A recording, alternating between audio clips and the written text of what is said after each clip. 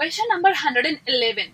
Archaebacteria differ from eubacteria in: first option, having cellular body organization; second, having 70S ribosomes; third, having different cell wall structure or composition; fourth, having nucleolus.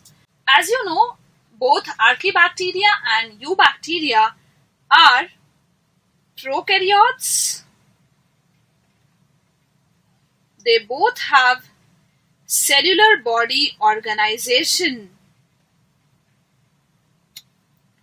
They both have 70S ribosomes and both lack nucleolus because they are prokaryotes. Nucleolus is present in the eukaryotes inside the nucleus.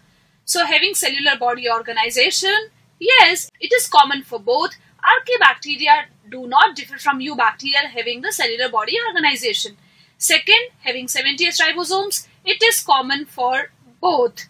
Having different cell wall structure or composition, yes, archaebacteria differ from eubacteria in having the different cell wall structure, as archaebacteria have pseudomurin in their cell wall, whereas eubacteria have murin or the peptidoglycan in their cell wall.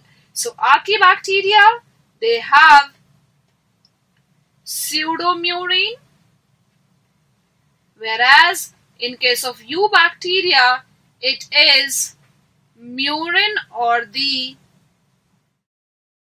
peptidoglycan. So they differ in having the cell wall structure. So this is not the similarity. Having nucleolus, no, the nucleolus is present only in the eukaryotes. Both lack nucleus. So the correct option for the given question is option number 3. Let's move on to the next question. Question number 112. Select the incorrect statement about viroids. Viroids are the subviral agents. First option, viroids are infectious proteins. Second, they are smaller than viruses. Third, they were discovered by T.O. Diner. Fourth, they are known to cause diseases in plants only.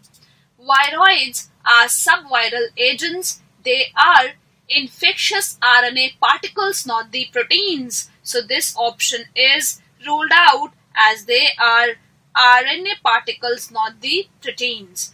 They are smaller than viruses. Yes, they are smaller than viruses, hence called subviral agents. They were discovered by T.O. Diner. Yes. They are known to cause diseases in plants only. Yes, they cause diseases in plants only, such as potato spindle tuber disease or PSTD.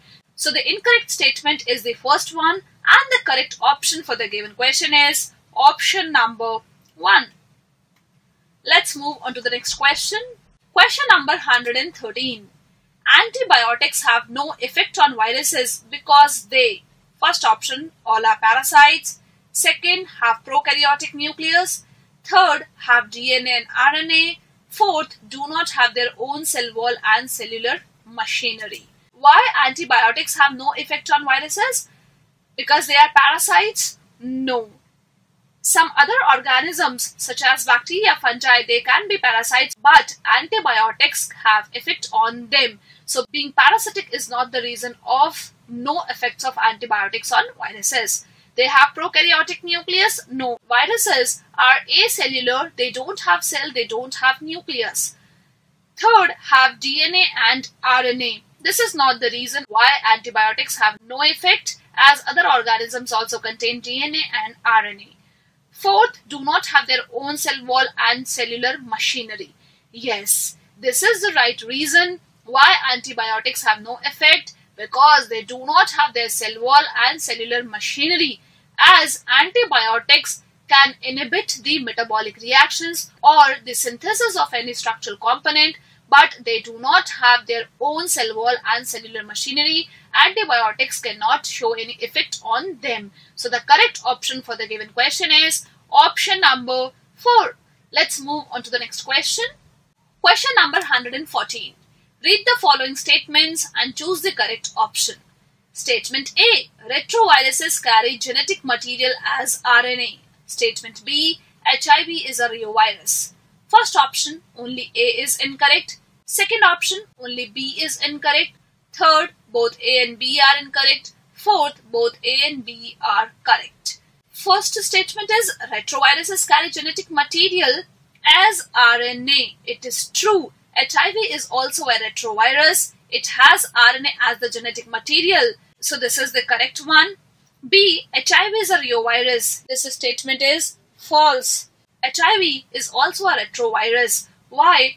The retroviruses are the viruses which have RNA as the genetic material and have capability to synthesize DNA from RNA by the process called reverse transcription. They have an enzyme called reverse transcriptase which helps them to synthesize DNA from RNA. So only B is incorrect.